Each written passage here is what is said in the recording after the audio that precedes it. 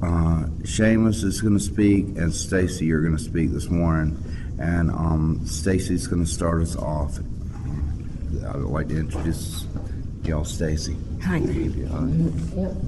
I'm an addict, and my name is Stacy.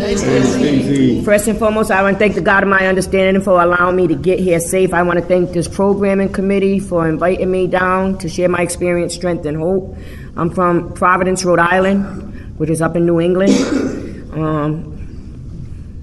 This is my first time in Augusta. And step 6 and 7 is right where I'm at in my recovery again. I think I stay on that, those steps to keep my recovery in check. And in the Just for Today, it talks about on December 8th, calling a defect a defect. When we see how our defects exist in our lives and accept them, we can let go of them and get on with our new life. Basic text, page 35. Sometimes our readiness to have our character defects removed depends on what we call them. If misnaming our defects makes them seem less effective, we may be unable to see the damage they cause. And if they seem to be causing no harm, why would we ever ask our higher power to remove them from our lives? Take people-pleasing, for example. Doesn't really sound all that bad, does it? It just means we're nice to people, right? Not quite. To put it bluntly, it means we're dishonest and manipulative. We lie about our feelings, our beliefs, and our needs, trying to soothe others into compliance with our wishes. Or perhaps we think we're easygoing. But does easygoing mean we ignore our housework and avoid confrontations and stay put in a comfortable rut? Then a better name for it would be laziness or procrastination or fear. Many of us have trouble identifying our character defects. If this is the case for us, we can talk with our sponsor or our NA friends. We clearly and honestly describe our behavior to them and ask for their help in identifying our defects. As time passes, we'll become progressively better able to identify our own character defects, calling them by their true names. Just for today, I will call my defects by their true names. If I have trouble doing this, I will ask my sponsor for help. My sponsor has no problem with showing me my defects. And so this is a 6th and 7th workshop. April 18th, it says, I understand. We humbly ask him to remove our shortcomings, step 7. Once we are entirely ready to have our character defects removed, many of us are entirely ready. Ironically, that's when the trouble really starts. The more we struggle to rid ourselves of a particular defect, the stronger that shortcoming seems to become. It is truly humbling to realize that not only are we powerless over our addiction, but even over our own defects of character. Finally, it clicks. The 7th step doesn't suggest that we rid ourselves of our shortcomings, but that we ask our higher power to rid us of them. The focus of our daily prayers begins to shift, admitting our inability to perfect ourselves. We plead with our higher power to do for us what we cannot do for ourselves, and we wait. For many days, our program may stay on step 7. We may experience no sudden, total relief from defects, but we often do experience a subtle shift in our perceptions of ourselves and others. Through the eyes of the 7th step, we begin to see those around us in a less critical way. We know that, just like us, many of them are struggling with shortcomings they would dearly love to be rid of. We know that, just like us, they are powerless over their own defects. We wonder if they, too, humbly pray to have their defects removed.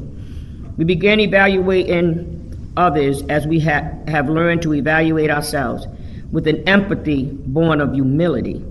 As we watch others, and as we keep watch on ourselves, we can really say, I understand.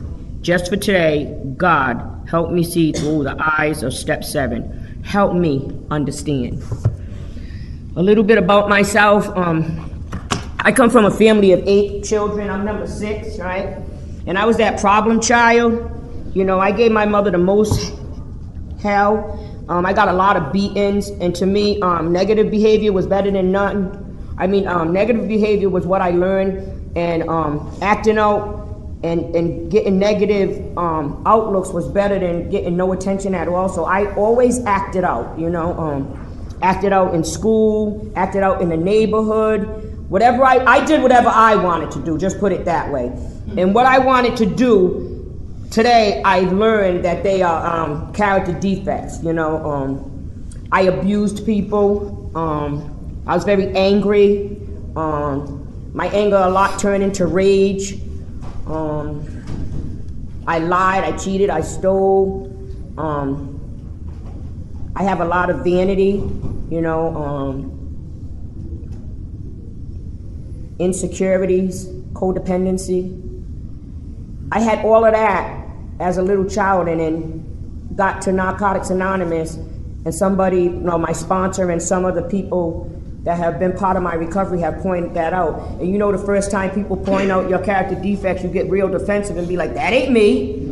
That's my story. Well, you better look at yourself. You better hocus pocus, keep the focus on you. Like I said, all this kind of stuff, don't worry about me and all this other stuff, right? And what happened was, after I did a 4th and 5th step, my sponsor was sitting there, right?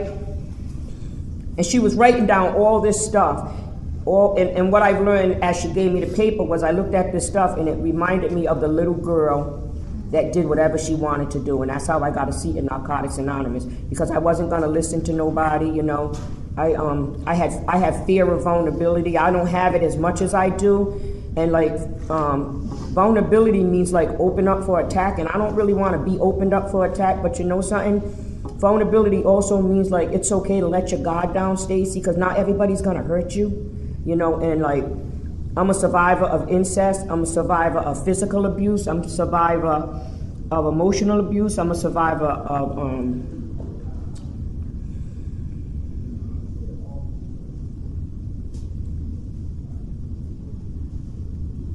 financial abuse, like Love you. like not being able to eat when we're little, and my father sending money, and my mother has an addiction to gambling, you know. And it's sad sometimes, because like I can't imagine today like having money sent and kids don't eat, you know. And I was real angry at my mother with that.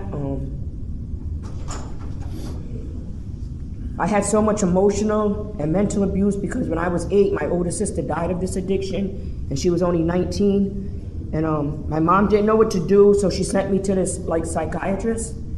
And I didn't trust a psychiatrist, because like I'm a 60s baby, so back then whatever went on in your house you didn't tell. So I stayed sick, and I was acting out in other ways, you know. And nobody knew, because I kept a lot of secrets, you know, because I'm gonna speak for me. That's what I was taught. You keep secrets, you know. I was taught how to lie real young. Like when the insurance man would come in, my mother said, tell him we ain't home. Tell him I'm not home. Or like when the gas man came, tell him I'm not home. Like, and then they get mad when you lie, you know, but we're getting taught to lie at a very early age, you know what I'm saying? Like if somebody calls on the phone, tell them I'm not here. You know, so then later on when I'm lying, they're like, you know better, like, but that's what I was taught. So as I got older, lying became so comfortable that that's what I did. I lied my whole entire life. I lied about the way I was feeling. I lied about all kind of stuff. I was 3rd grade, and I used to tell kids I was the only child in my family. I had 7 other siblings, because my first drug of choice was fantasy. I wanted to be anybody but me. I wanted my family to be any other family. I wanted to be like families on TV, you know what I'm saying? Like I escaped in fantasy a lot. You know, I hated going to school, because we had less than. Other kids had a lot of stuff, and I wanted a lot of stuff. And in the 6th step in the basic text. In the 6th step, in the basic text, it talks about, he told me to lower it down. In the 6th step, the basic text talks about greedy people are never satisfied, right? So I'm greedy. Not as much, but I still am, right? And I understand that God will give me what I need, and sometimes he'll give me what I want, right? And then I'll get it and be like, well, I really didn't want it. You know, but it looks good, so I wanted it, right? So when I got to Narcotics Anonymous for the first time in 1985, I heard all y'all sharing all this stuff that I identified with, because I didn't have to compare, because you was sharing my story. And I left. I went back out there. I said, I am not willing to face whatever they're sharing, and I needed to go back out. And what it was, like, I needed to do some more running, you know, because I wasn't willing to, like, accept who I was, and we are each other no matter what, right? So I went back out in 85, came back in 86, went back out, came back in 87, went back out, came back in 88, went back out, 89. Like I kept coming in and out, and they would call me the quicker picker-upper, right? And people would be like, people that didn't have a program, you know what I'm saying? Because I know the difference today. People that didn't have a program would say to people, stay away from her because she ain't serious about the program and she'll get you high. I don't have that much power to get anybody high, right? And it hurt because I thought that we're supposed to love people around here, right? And especially people that are struggling and coming back and all that other stuff. We want to be able to love them and have them stay, right? So I left in 88, I came back in 90, I came back in 91, like relapse, right? And I left in 91, I'd be like, I'll be back. And it didn't happen that way. I stayed out there for 2 years. And everything I said I would never do, I did. You know, I became homeless. My children were taken from me. It was a terrible feeling to know that the state had one of your children. I have 3 girls. And my other daughter stayed with my mom, and my youngest daughter went to North Carolina with her dad. And it was okay while I was getting high. I didn't miss them when I was getting high. I missed them when I didn't have no more drugs, you know.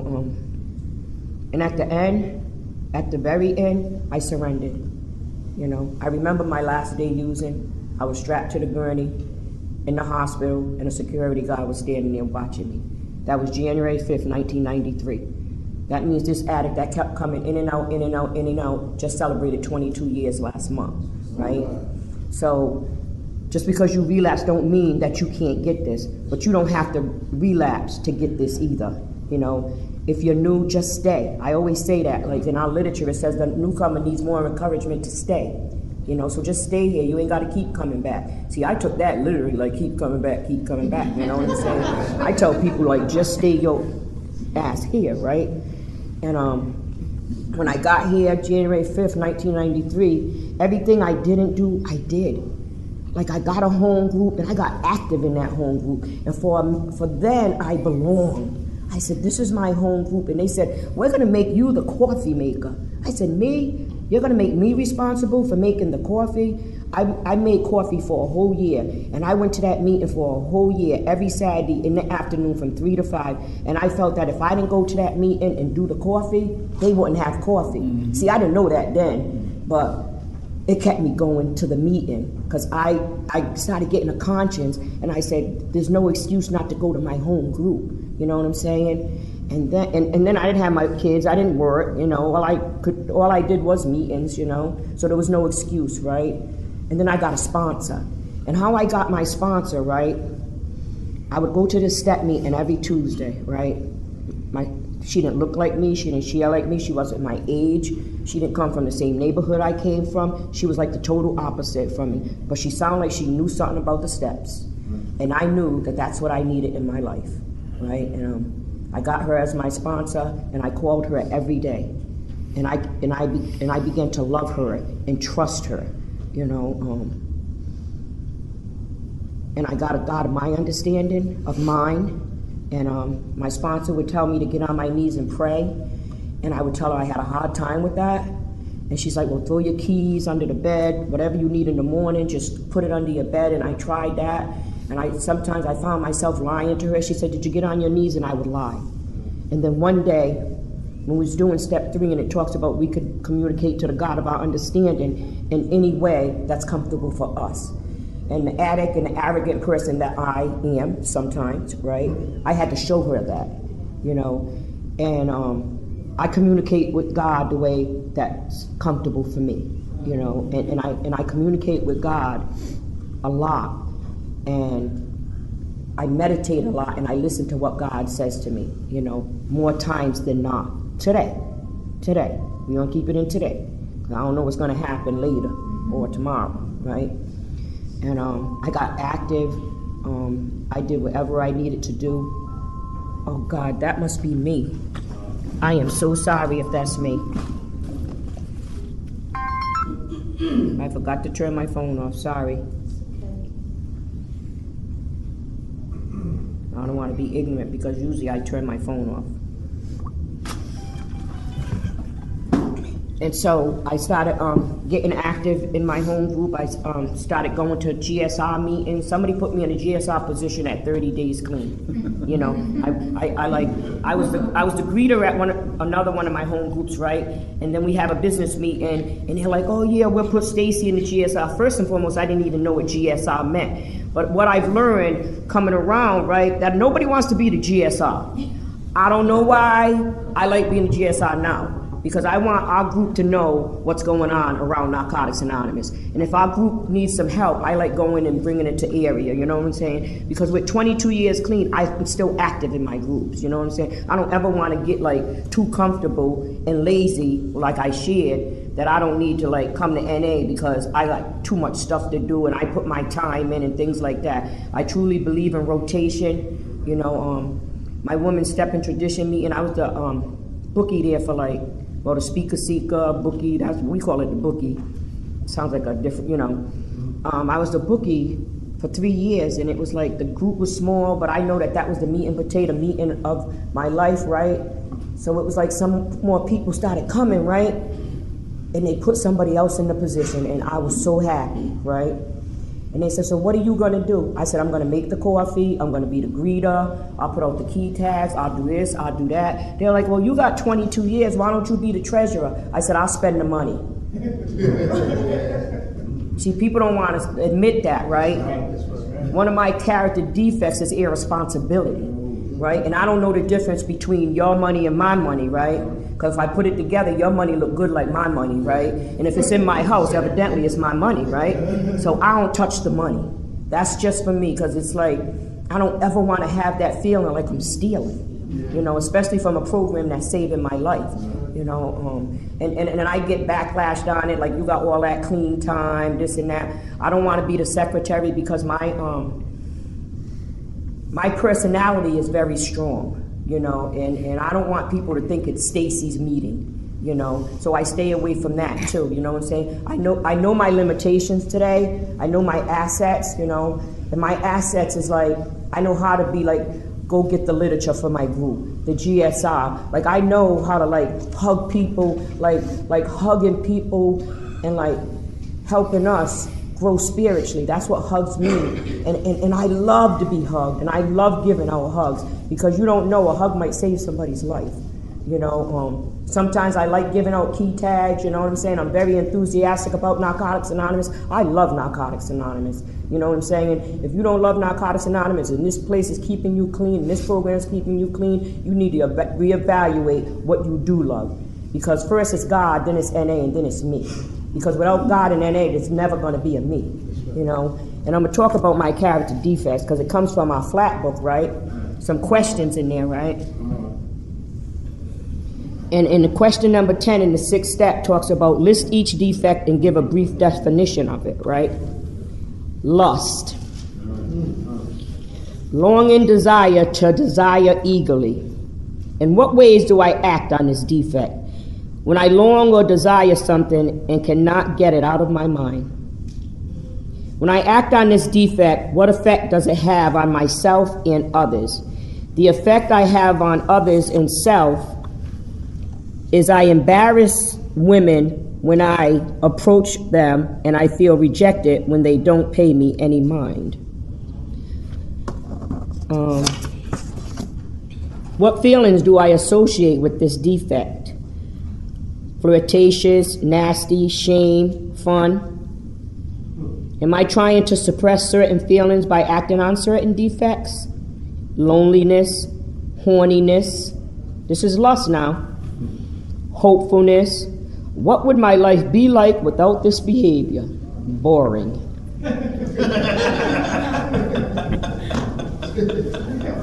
Which spiritual principle can I apply instead?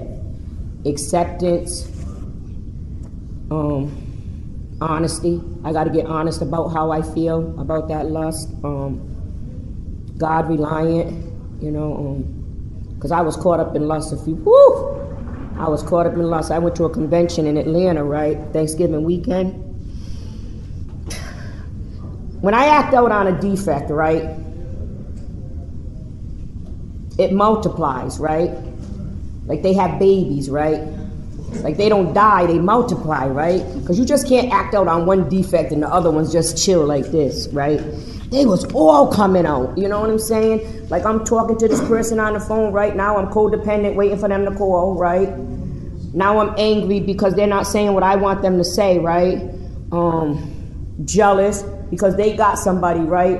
And I'm willing to be the side chick. I'm 54 years old, what the hell I want to be somebody's side chick for? Now, low self-esteem, low self-worth, you know what I'm saying? Like all of those things was coming in play, and those are character defects. So when I acted on just one character defect, they all came. Like I felt like, what's wrong with me? And ain't nothing wrong with me. Like I'm fine and shit like that, you know what I'm saying? And people think I'm like real arrogant when I say that. That's self-acceptance. That's self-love. Because I've worked on me, you know what I'm saying? And my outsides match my insides. I don't go around hurting people no more. You know what I'm saying? I don't go around and say, well, who could I hurt today? I don't do that today. Like if somebody hurts me, what I've learned how to do is pray for them. I fought a lot in Narcotics Anonymous. I did a lot of damage in NA. Let me talk about when you get to an 8th step, they talk about write people's names down, right, that you've harmed. It's easier to write the people's names down that you harmed prior to getting into Narcotics Anonymous. What about the people we harm that we share our recovery with? You know what I'm saying? I think I did more harm clean than I did living out there using. I went to jail clean a whole lot of times because I didn't know how to keep my hands to myself. You know what I'm saying? I haven't put my hands on nobody in 10 years. That might not mean nothing to nobody in here, but I was fighting on a daily. You looked at me wrong, I fought you. I don't know if I'm the baddest chick around. I know I can get beat up, you know what I'm saying? But I just took a risk and did it anyway. Had cheers flying and stuff. I got judged. People judged me. They didn't talk about let me show her some empathy. Let me ask her what's going on with her. Why are you acting like that, Stacy? You know what I'm saying? I was like really, really angry around here. Number one, I couldn't smoke crack no more. I was mad. Like why I can't smoke. You know what I'm saying? I was mad because nobody did what I wanted them to do. I was mad because I blamed everybody for the life that I had and never took personal responsibility for myself. I don't want to today, but I know better. And once you know better, you can do better, right? Here's a good one for me. Victim and blame. Victim or blame. A person or thing destroyed, a person who suffers. I cry victim when others I've trusted hurt me. I blame myself for letting people in my life that others put out of their life. Now check this out. If their family don't want them around, right? This is the concept I had to come to. If their family don't want them living with them, and everybody done turned their back on them, and they done stole from other people, well, they ain't gonna do that to me. Like I be thinking I'm some special person that they ain't gonna do that to me. And I let them in, and guess what happened? They do that to me. And I'm like, I can't even believe they did that. Well, people told you, Stacy. But I was like, but you're supposed to help them. You can't help everybody. Sometimes we get in the way of people's bottoms, I torture myself for being stupid and vulnerable. I want others to feel bad because they hurt me. What feelings do I associate with this defect, and am I trying to suppress certain feelings by acting out on certain defects? Justification, rationalization, spitefulness. Yes, I don't want to take responsibility for the part I played. What would my life be like without this behavior?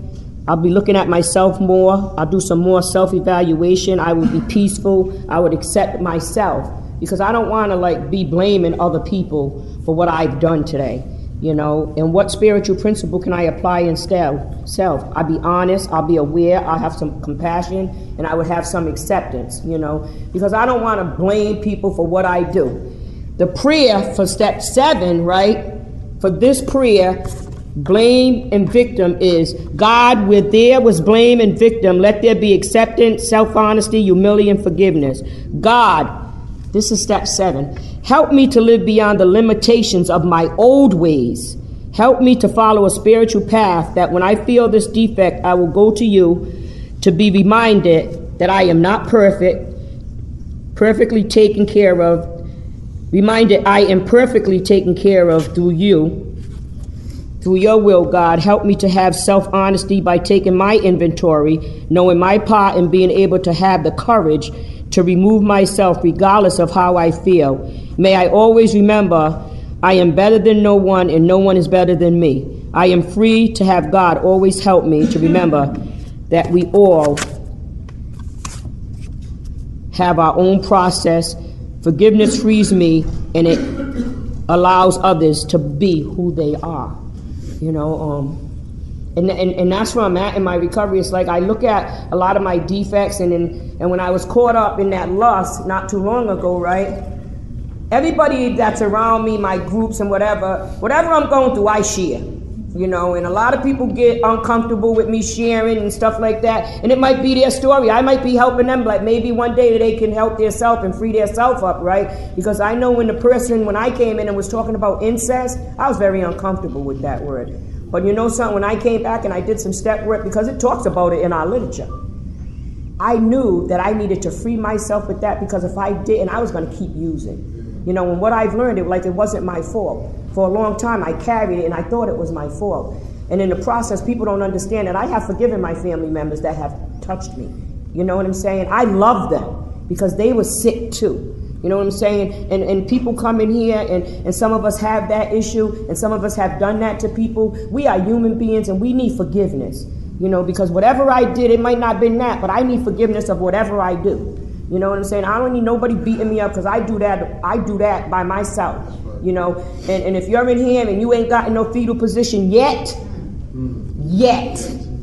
if you stay clean, you're gonna get in a whole lot of fetal positions. And you be like, I got the fetal position dance down pat, right? Because I know I'm gonna get in another fetal position, because I'm gonna do whatever I wanna do one day, because that's what I do. My life be going really, really good, because I got a good life, right? And then I'd be like, damn, I need to like have some spice in my life, so I act out, right? 54 years old, I act out, you know. And I got these little people looking at me, right? I got 3 daughters, they're 36, 30, and 25. And then I got 9 grandkids, right? And my oldest granddaughter's 19. And she's an addict because she came to the meeting and said she's an addict, right? And then I have 2 great-grandsons that my granddaughter abandoned. So her adopted mother has these 2 babies, but I get to be part of their life, right? And I get to have the 2-year-old sleep over and things like that. Like, I'm a better grandmother than I was a mother. God gave me another chance. And what I've learned is, like, when I act out on behaviors, right, I have to like really check myself, because I got all these people looking at me, right?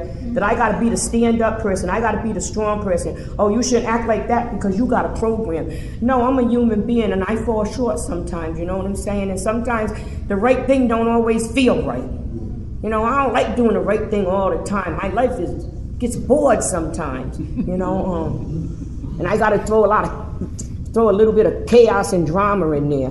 And it's like, Stacey, why you do that? Because the little child in me, the little girl inside of me, wanted some attention, you know? Because I get a lot of positive attention in my life, but I like negative attention sometimes too. I don't know if that's your story, that's my story, right?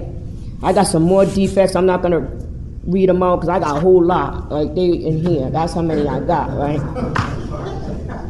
A whole lot. I got abandonment issues. You know, I got bad abandonment issues, especially when it comes to my friends. You know, Narcotics Anonymous taught me how to be a friend, right? And I give my 100% in friendships, you know.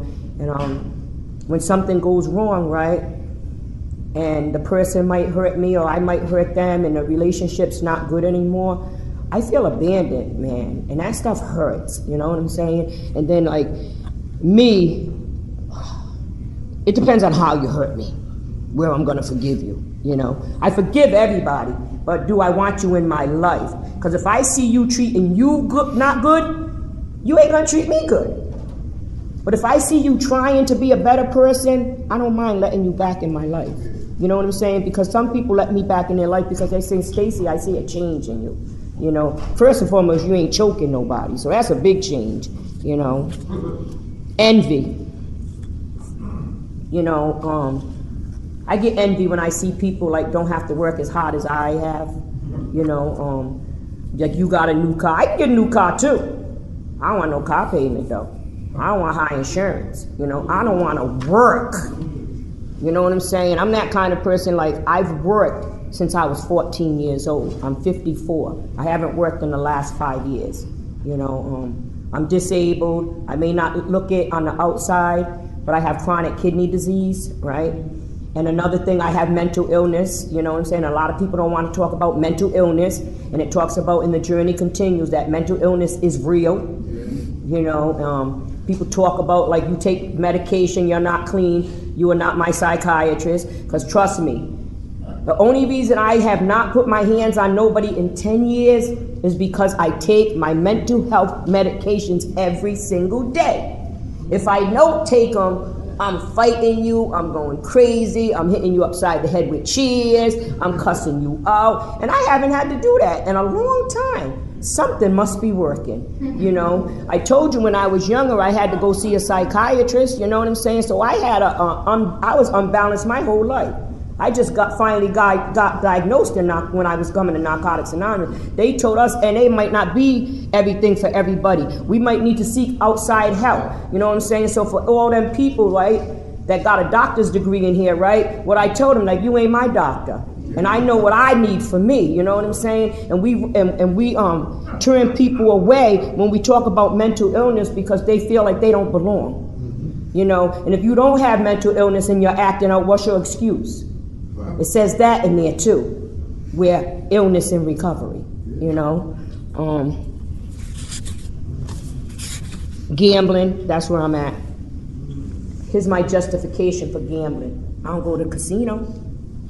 I just play the daily number. I could do stuff with that money though. Sometimes I spend 10, sometimes I spend 20. You know, I'm on a fixed income. I know that $10 or $20 can go somewhere else, or even I can save it. You know what I'm saying? I'm not good with saving money. I'm happy when I'm broke. I don't know where that comes from, but I'm happy when I'm broke. I got all this money and I need to hurry up and spend it. And then I'm broke and I'm like, damn. But you know something? I learned how to save to come to this convention. You know what I'm saying? So I'm getting a little bit better. I've learned how to like budget a little bit, but I still gamble. So let's not get off the character defect that goes with that. You know what I'm saying? And what happens is like I'm hurting myself because when I do that, I feel like mad, angry, resentful, because I'm like, damn, I could have used that money for this, and I could have did this and did that. I could do a lot of stuff, but Stacy, once you know, you can't go back to not knowing, you know. So my character defects today, I'm gonna be honest, I'm gonna act out on them this weekend. Some people be like, oh God, you know, you do something and know the results anyway. That's the little girl in me. Like, I know I'm gonna get a beating, but I'm gonna do it anyway. I know I'm gonna get on punishment, but I'm gonna do it anyway. You know, am I willing to go through some feelings and, you know, abandonment issues? Yup, because I'm gonna act out again this weekend. You know what I'm saying? And people be like, you could judge me, it's all right. No matter what, I ain't gonna smoke no crack this weekend. You know what I'm saying? So I'm gonna get my groove on this weekend. You know what I'm saying? Like, I'm bored. My life's boring. I need some more excitement. You know what I'm saying? I need to wait on that phone call again. Because that's what I do. You know what I'm saying? People are like, oh, she's sick with 22 years. Yup. That's why I gotta keep coming to Narcotics Anonymous. Because I'm still sick. You know what I'm saying? And it's like, my life's good. God's good to me. You know, I love spending time with my grandkids, you know, and sometimes I got to get away from that because I need to hang around grown folks too, you know. I need to, like, after the meeting, go out and fellowship and things like that. Most of the times my grandkids are like, Nanny, you coming to get me after the meeting? Because they want, you know, so if I'm running home from the meeting and going to get my grandkids, I'm socializing and getting back on their level, and that feeds the little girl inside of me. So when I'm coming back outside, I still want to be the little girl, you know what I'm saying? So it's like, you know, I don't know what, like, what switch to turn off. Like this weekend, I want the little girl to come out. You know what I'm saying? I want her to be bad this weekend. You know what I'm saying? And I don't want none of you to tell me, well, Stacy, didn't you just share that in the meeting? And you heard what I'm going to tell you. Mind your business. You know what I'm saying? Let me get high, because that's what I'm going to be doing. The way I'm going to act out, I'm going to get high. You know what I'm saying? I'm going to get up there. I don't know if nobody understands nothing I'm saying, but I understand what I'm saying, and I'm snitching on myself. So when you see me, please have some empathy for me. You know what I'm saying? Like, yeah, she's got a lot of clean time, but she crazy. You know. But no matter what, I don't use, right? I got a sponsor. I live in Rhode Island, right? My sponsor lives in Groton, Connecticut. My sponsor's been sponsoring me for 10 years. My sponsor does step work. We write, we share, we write steps behind the walls. You know what I'm saying? Like step writing with prisoners behind the wall. And with that, we know their name and their inmate number and things like that, but we're anonymous to them. You know what I'm saying? That's what I like doing, right? My sponsor's sponsor does that too. I don't have no great, grand, nothing, because nobody's grander than great in here. You know what I'm saying? It does not say that in Narcotics Anonymous. I do not have a great, grand sponsor. We are all equal. You know what I'm saying? So I don't know where people get that. You could be mad at me because I said it, but bring it back, because show it to me where it says my grand sponsor. Because the only thing I know about grand is my grandmother, my grandfather. That's why there's no hierarchy up in here, you know what I'm saying? So if Tradition 2 tells us that we're all equal, well, why do you got a grand sponsor? Why do you got a great grand sponsor? You know what I'm saying? Like, stop feeding that bullshit to these newcomers, man. You know what I'm saying? Stop, like, trying to, like, here's how I see it in my area. That people are, like, going up to people and say, you want to be in our sponsorship family? And know what that does? It separates us. You know, like once upon a time, we all went to the cookout, right? We all went to the party, right? Now we got the sponsorship family, like you can't get in their little sponsorship family. I don't do sponsorship family. I do Narcotics Anonymous. You know what I'm saying? Because I don't know where I'm going to get my help from. You know what I'm saying? And I see it too much, man, and I don't want to be part of that. You know, there's some stuff I know about Narcotics Anonymous, you know. People want to be in whose sponsorship family is the biggest. I sponsor 2 women. I used to sponsor 10. I was helping everybody, and my house was on fire, right? You know, everybody was like putting me on a pedestal, and I liked it, that shit. Because I hear people talking about, I loved it. I loved every moment of it, right? But what happened was I was getting sicker and sicker and sicker because I was helping them, but I wasn't helping me, right? And so I didn't sponsor nobody for about 5 years. And I needed to do that for me to work on me. And today I have 2 sponsees. One has almost 13 years, one has 21 years. You know, I try to help, I try to sponsor people in treatment. It just don't work with me, you know what I'm saying? I try it, it just don't work. I don't know what it is. Maybe I expect too much for them. Maybe I say you gotta call me every day. You know, how am I gonna get to know you, right, if you don't call me? You know, I wanna know if you're willing to do some work. So if they say, can you be my sponsor, right? My first thing is like, do you got some literature? Because I sponsor through literature. Well, no. And then if they do got the literature, they got to do some reading, some writing. Why you want me to be your sponsor? What are you willing to do as a sponsee? You got to give them some responsibility too, right? You got to let them read that sponsorship pamphlet because they don't know what that's about. Grab that pamphlet that talks about the triangle of self-obsession. Read that every day. Read the pink one, self-acceptance. Read that every single day. Matter of fact, all the steps that about step 1 and the just for today, read them too. But in the meantime, keep calling me, right? I ain't saying I'm gonna be your sponsor. I just want to see if you want to follow direction, right? Because I ain't gonna take up my time if you don't want to do no work. I don't want to do your recovery more than you want to do your recovery, right?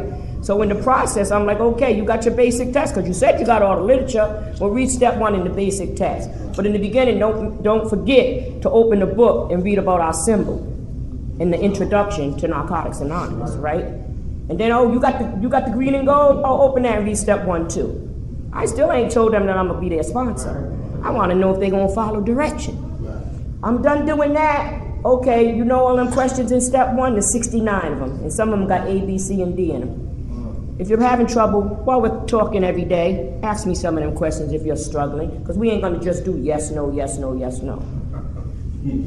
Okay, let's get a time and a date. We'll sit down, we'll do their step, and I would be like, you know something? I will be honored to sponsor you. Because you say, I'll be somebody's sponsor right away. 2 weeks later, you don't even like them. You know what I'm saying? So it's like, in that month, I got to know you a little bit.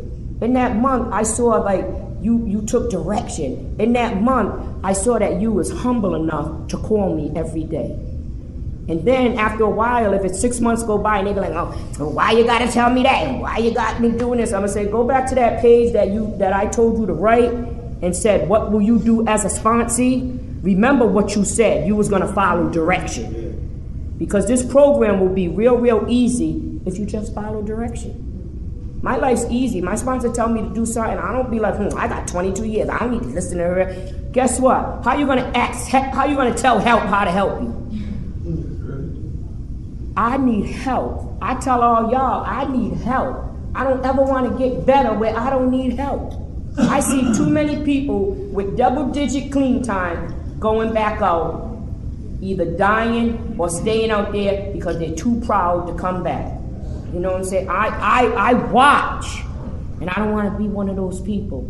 You know, I want to like stay here, welcome the new person, welcome the person that's coming back. I want to be able to tell people, here's my number, call me, or can I get your number, call me. Know what I do to newcomers? Because everybody want to pass a list around and give them their number.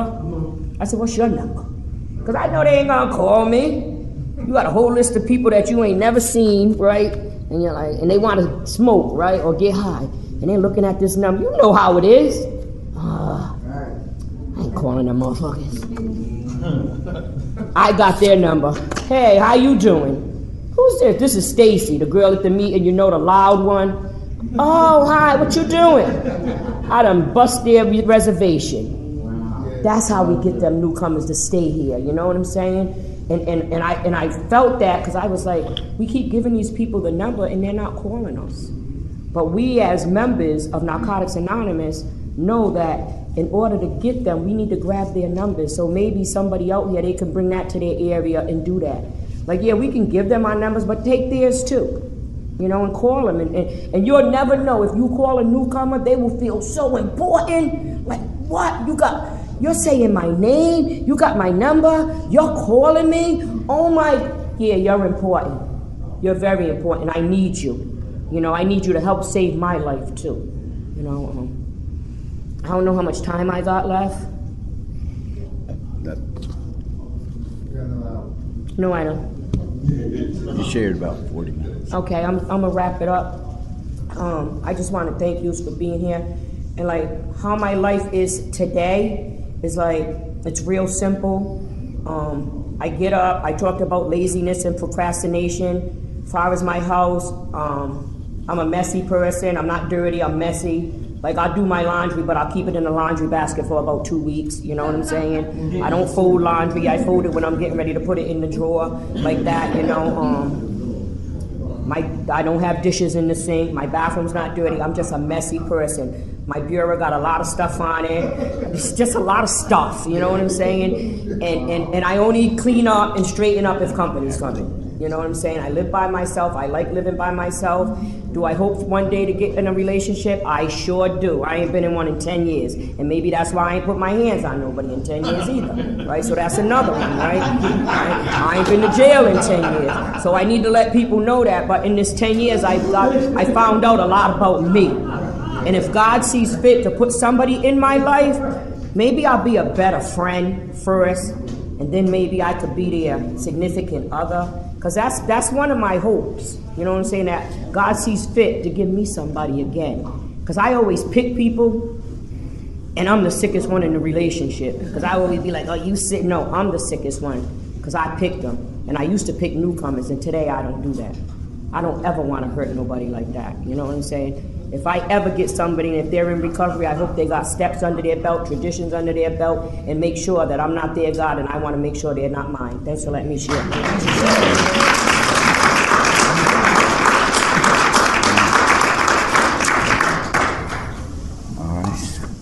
Stacy. You're welcome. And we got Seamus. I'm an act named Seamus. Hi, Seamus. I'm grateful to be clean today and being in Narcotics Anonymous meeting, Narcotics Anonymous workshop. Thank you for sharing so much. I'm honored today because there's a gentleman sitting in the workshop that's known me for almost my entire clean time. So I'll just get this out of the way. My clean date is July 6, 1987. And that's, people are like, well, that doesn't add up. Well, I'm 44 and got clean when I was 16, and that's where my bottom was. And there's a gentleman here that has known me since, I think, January of 1989 is when I met him at the 7th ABCNA in Williamsburg, Virginia. And that was my first Narcotics Anonymous convention. So the program chair, George, called me up and said, are you willing to serve at this GRCNA? And I said, of course I'm willing to serve. I was taught very, very early on in Narcotics Anonymous never to say no, and I really try still today to never say no. And so I'm currently on a 7th step. And so he says, I need you to do 6 and 7. I was like, okay, God, I got the message loud and clear. So, and that's how a lot of my journey here has been. Back at home, a lot of times, we call it different things, but we have ask it basket meetings or pick a stick. And in those meetings, it's funny because I always pick exactly what I need to talk about. And most of the time, it's the topic or the principle in my life that I'm resisting the most. And so this year, this journey on 6 and 7 has been very painful.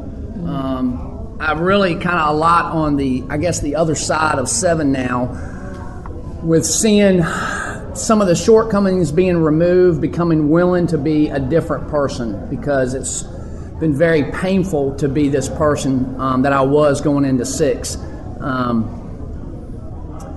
I don't know how many 6 and 7 steps I've done. I've done kind of a bunch of them.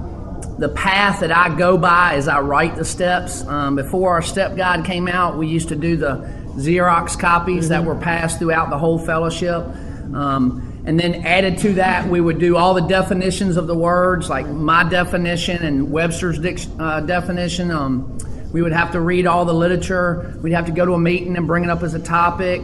All of these things I still do today with the men that I sponsor. I sponsor those guys with that type of step work. And I give we use the flat book today, but all of those added things that were given to me when I just got clean, I still do. We still do definitions. I still suggest them to read the step out of the text and how it works, how and why, and to try to go pick a couple of different people in the fellowship, usually a man and a woman that have that experience, strength, and hope in that particular step.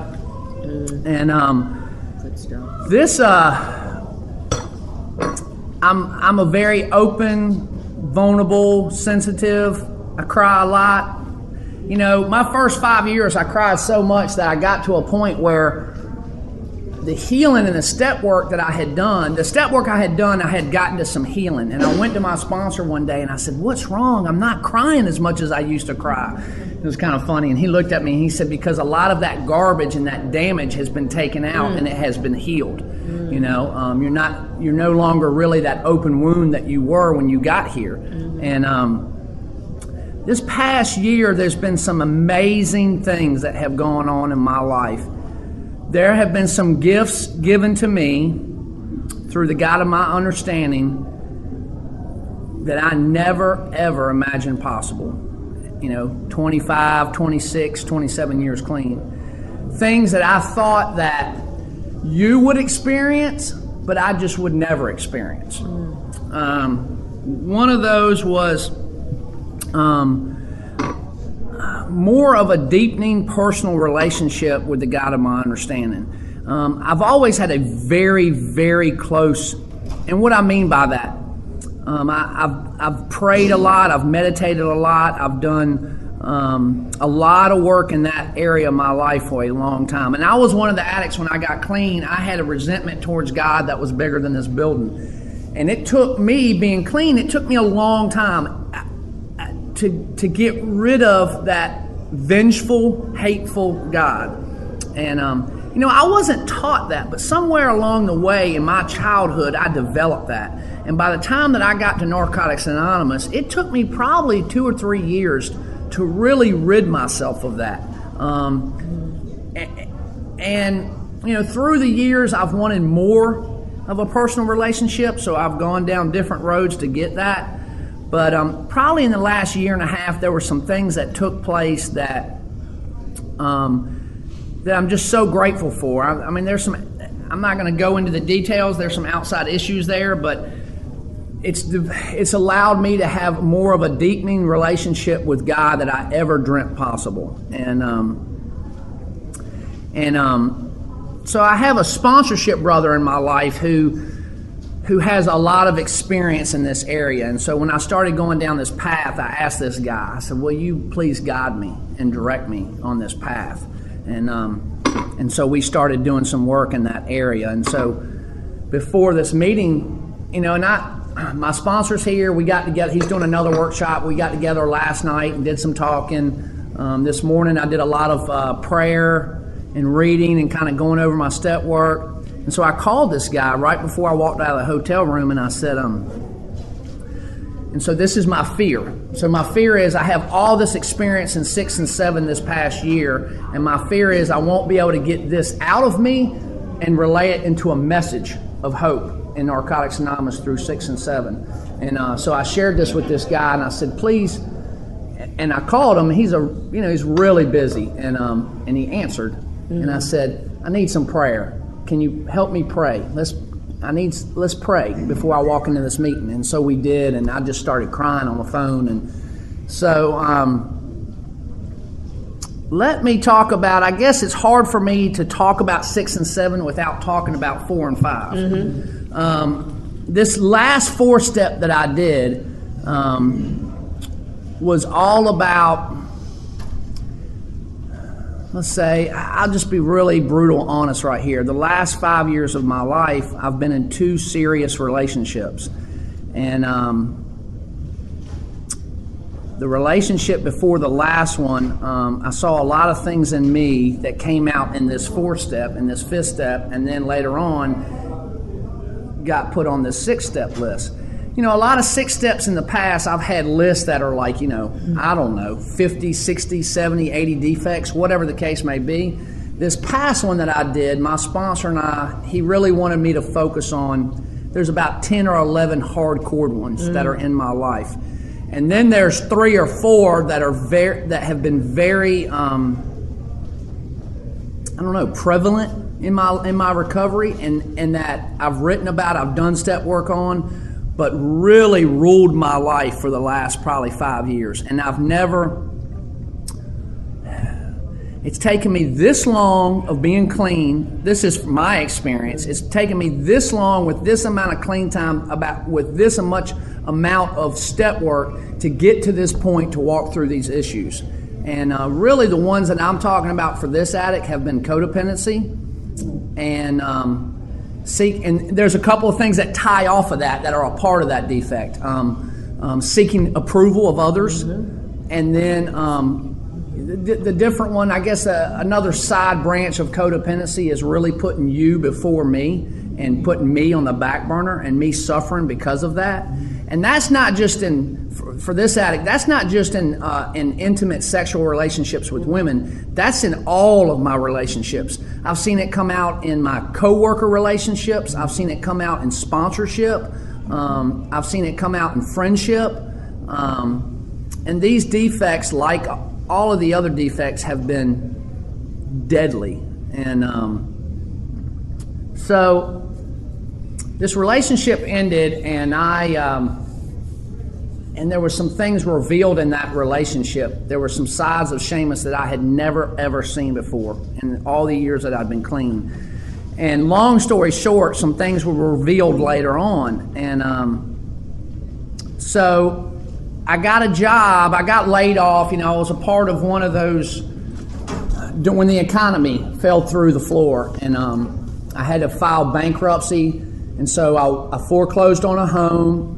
I lost all of my financial wealth, and I lost a job that I had for about 7 years.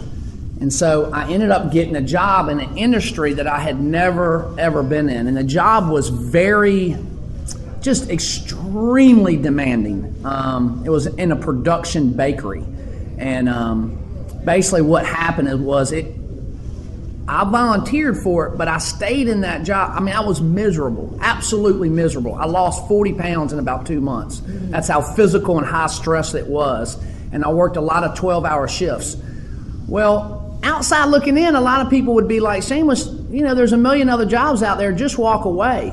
But I was so ruled by fear of that financial bankruptcy, and I did not want to go back there again. I stayed in that misery for like 2 years and did not even see it or the ability to get out of that until, 2 years later.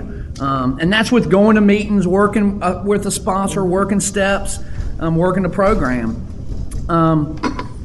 So this past fourth and fifth step, my sponsor reminded me last night that fifth step that we shared was about 7 hours long, and the majority of what came out of that fourth and fifth was that about me compromising my spiritual values, my spiritual principles, my morals, my values, out of fear of losing a relationship, or out of self-centeredness. The other thing that was revealed, which has been very kind of hard. I believe in Narcotics Anonymous, and so I'm not going to bring outside issues into Narcotics Anonymous, but what has happened throughout my recovery is God has revealed to me that there's other things that I have to go to other places to deal with. Mm-hmm. And this past year and a half, I was diagnosed with some things that were absolutely devastating in my life. And it makes a lot of sense with my journey here, but I saw some sides of me at 25 and 26 years clean that I had never, ever seen. And I needed a lot of help, and I didn't know what was going on. Mm-hmm. And it was and that was talking to a sponsor every day, and then getting angry with people, with my teachers, because I was like, how come you can't see this? How come you can't help me? And long story short, God led me to the people that He led me to, and I got the help that I needed. And I've been in therapy now every week for about the last year, and have been doing everything that I need to do on that journey. But that was just a really devastating process, going through the stigma with being diagnosed like that, and then going through, being clean that long, and seeing, and the behavior that I'm talking about is that I've had never experienced. I was working that job like 60, 70 hours a week, and the stress that was my whole world. All I was doing was working, and then I would fly into these rages, just uncontrollably rages, and I hurt a lot of people in my life. Didn't put my hands on anybody, but was absolutely out of my mind. Since then, I've learned why, and what is going on, and I'm not like that anymore. But so that fourth and fifth step that we did, that's where this list came from. And the big ones on that list were codependency, seeking approval of others, putting other people in front of me, self-centeredness, fear, dishonesty, procrastination. That's a big one for me. And there's 10 or 11 hardcore ones, and so the process of 6, that we were entirely ready to have God remove all these defects of character. I really think all the steps before 6 and 7. All the spiritual principles I learned about. In step 1, I learned about surrender, not having to fight anymore. I learned about self-honesty. In step 2, I learned about open-mindedness, coming to believe that there's a power greater than myself that can restore me to sanity. In step 3, I learned about that beginning relationship with the God of my understanding, with trust and that faith. We always used to say in our recovery, step step out on that limb, Seamus, that you can't see, meaning practice that trust and that faith that you say that you have in this program, that you say that you have in this way of life. And then in 4, we made a searching and fearless moral inventory of ourselves, and courage, walking through the fight, the fear in spite of the fear. And so I take all of these spiritual principles that I've learned through 1 through 4, and I apply it especially when I get to 6 and 7. And I got entirely ready. And, probably my least favorite steps are 6 and 7. I should say the 6th step. The reason why is because most every time I've ever done a 6th step, it has been some of the most intense pain that I've ever gone through in my recovery.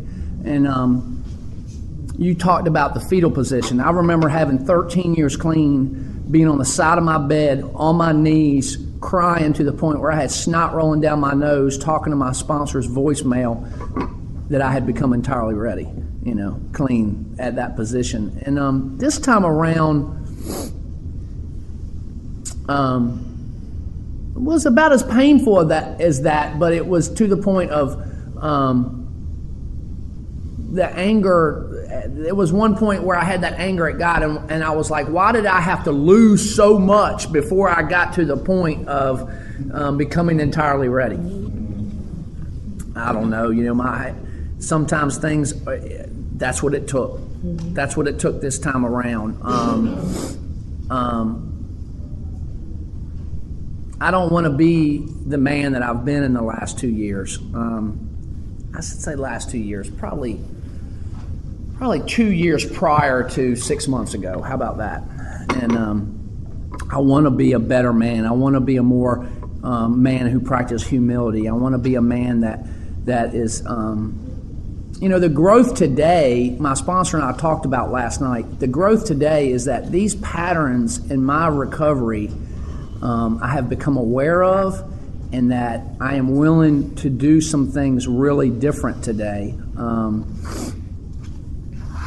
I want to share with you a couple of really personal experiences I've had with Step 7 here really recently. I smoked cigarettes for about, 27 years. 14 to 43, whatever that is, minus a year and a half. And I haven't smoked in 5 months, And I never, ever thought that was possible. I thought that I would be, other people could do it, but I was going to get COPD, then emphysema. They were going to diagnose me with cancer. I had just come to that settlement that I was going to die from these because I had no willingness to quit. And I had every reason in the world to quit. Born with asthma, the whole 9 yards. Mm-hmm. And I got a little bit of willingness, just a tad bit, and I started praying, and I asked God, just like the 7th step prayer, that I humbly ask you to remove these shortcomings from me. Please help me quit smoking. And he did, I started chewing the nicotine gum, and a couple months I stopped doing that, and then I started chewing regular gum, and I still drive into work some days, and I'm like, I haven't smoked in 5 months, and that is just absolutely a miracle. And then the other thing is, here recently, is I've had some opportunity in my life in the last number of months. Some really old relationship behavior has been presented itself to me, and I've had all kind of invitations. You can fill in the blank. And I've had all kinds of invitations to participate in sexual behavior. Mm. I've had all types of invitations to practice, just come back to the fantasy of the ease and comfort that you once knew. And to sacrifice and to compromise me once again. And I just haven't been willing. I just have not been willing. And I've prayed all along that way. And some of this stuff is very recent, of driving around in Atlanta and this stuff being presented to me and me praying that I don't want to be that man anymore, God. And I'm not talking about the man that I was using. I'm talking about the man that I've been since I've been clean. Go ahead, share that. You know? And I'm talking about the man that I've been clean in my second decade of recovery, you know? And I don't want to be this man anymore. I want to be a better man. And I don't want to be codependent anymore. I want to stand up for me. I want to be loving. I want to be caring. I want to be kind. But I want to be firm. I want to respect me and honor me and practice these principles in my life on a daily basis, on a deeper level. I don't want to be this way anymore. Please, God, please remove these shortcomings from my life just for today. And He has. And my job has been to get out of the way and do the work. And that's what I've done, and He's taken care of the outcome. And it's been, and I still get these messages. You know, in Narcotics Anonymous, we don't gossip, we're just concerned, you know.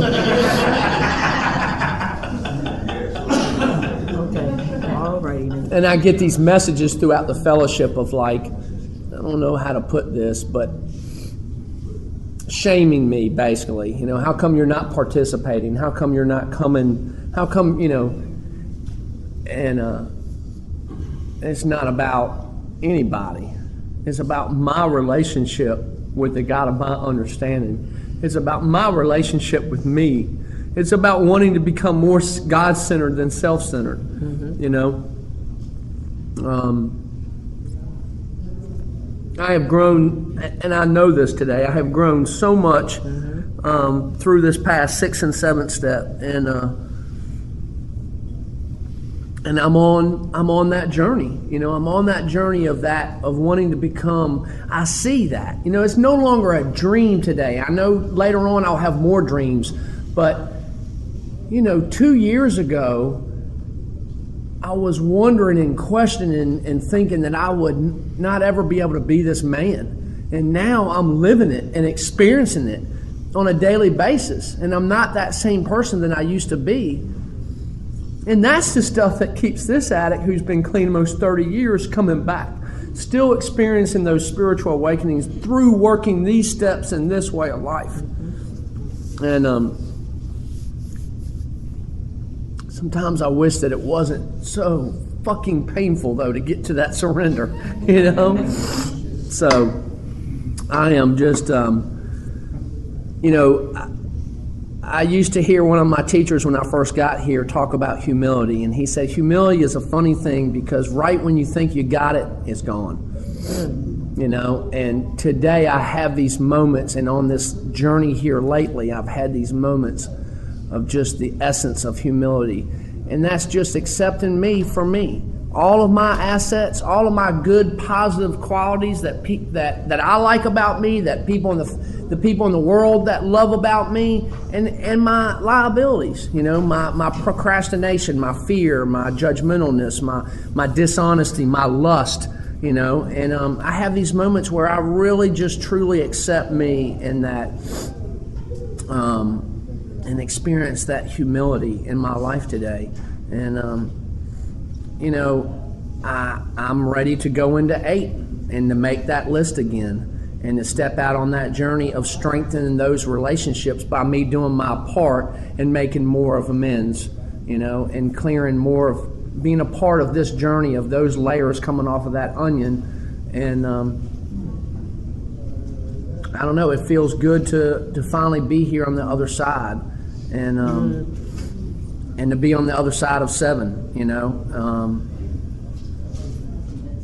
So well worth it. So if you're in the midst of a 6th step and you're in that process of becoming entirely ready and struggling with that willingness, I guess my experience and strength and hope to you is just to keep putting one foot in front of the other, because the gifts that I've received in this last 7th step, I never dreamt possible, that it was possible for me, you know, and that makes me look really forward to the next leg of this journey. That's it. Thanks. All right. Good stuff.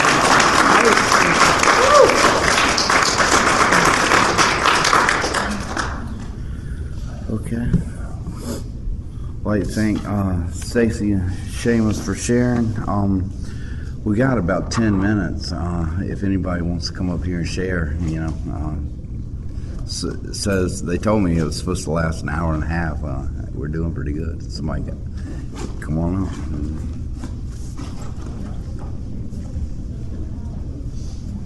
You can share right there. Well, thank you. Hello, family. My name is Tim. I'm Tim. an addict from the Sun City area, South Carolina. Hey, Tim. Thank you for sharing, You're welcome. ladies and gentlemen. And it was really good, really good. I don't want to go on and on about what you already went on about and repeating myself and just saying.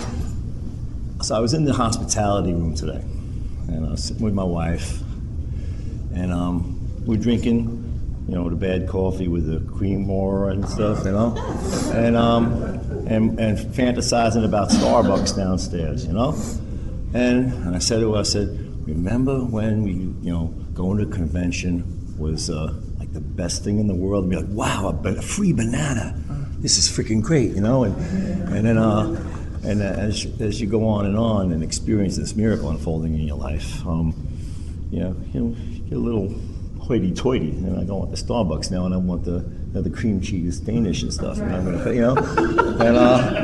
I'm not sure how much of that is, my defects or the fact that, when you're working on your defects, and we're this vessel. You heard the old adage about like there's two wolves living inside of you, and one is like mean and evil and this and that, and this one is good, and which one's going to survive? And my sponsor first asked me that, and I said, well, the good one. He goes, why? And I said, well, because he fights fair, he does this and all that. He goes, bullshit, because the one you feed the most, So in the 6 and 7, for me, it was like, getting in touch with these defects of character and, showing that there was a willingness to maybe start working on himself and actually going through the process when things do get taken away, because I can't give it for myself. I have to have a loving higher power, please relieve me of this. It makes room for other things, where our needs are met, and then we can actually have some healthy wants instead of those lustful wants or whatever, because we get in touch with those, the envy, the jealousy, the wrath, and all that stuff, and you touched a note with me when you're talking about, later on about the smoking and stuff. Now, I'm not going to get in here on an anti-smoking tirade, but I just want to talk about a little bit about my experience, strength, and hope with denial and smoking and stuff. And I used to smoke, and I quit a long time ago on a New Year's Eve with a guy who used to sponsor me. We just quit, and it worked, And anyway, I started smoking again, cigars, the denial. I don't inhale. You've heard that, someone say that before. Right? And after a while of smelling like an ashtray and having my wife complain about things and the money I spent, because I smoke good cigars, because I'm a low-life cigarette smoker. I smoke good cigars, not knocking you if you're still there. Anyway, the pain got great enough, becoming, getting in touch with these defects of character. I was spending a lot of money. It became like, it was a $300 a month habit, right? And I smelled bad, and everyone told me I smelled bad. My clothes smelled bad, and I had little burns on my clothes and stuff. It wasn't a good thing. I'm a physical therapist. I should know better, But I made all those excuses, rationalization, justification. But anyway, make a long story longer. I decided that the denial was lifting through working the 6 and 7 step, and I was going to do something about it. And I set the date again. I talked to my sponsor. We worked on it, talked about defects. And what it came down to was, I could quit, but how am I going to do it in the 6 and 7? It just set me right back to my first step. Right, so be powerless. You're doing the process with that, and to make a long story a little shorter and with a happy ending, I set that date I put it into a first step, and I quit those cigars. But I told myself too, you know what, that I'm removing that. I'm going to put something else in its place, so I can have some rewards for, you know, if I do things. And I, you know, lost dreams awake and new possibilities arise. I turned that $300 into a Harley payment, and I never got a Harley before. I owned a bike. I always wanted a bike. I wouldn't wear a Harley shirt unless I had a bike. You know, I finally wear a Harley shirt. I felt good. I was feeling good. The reward system.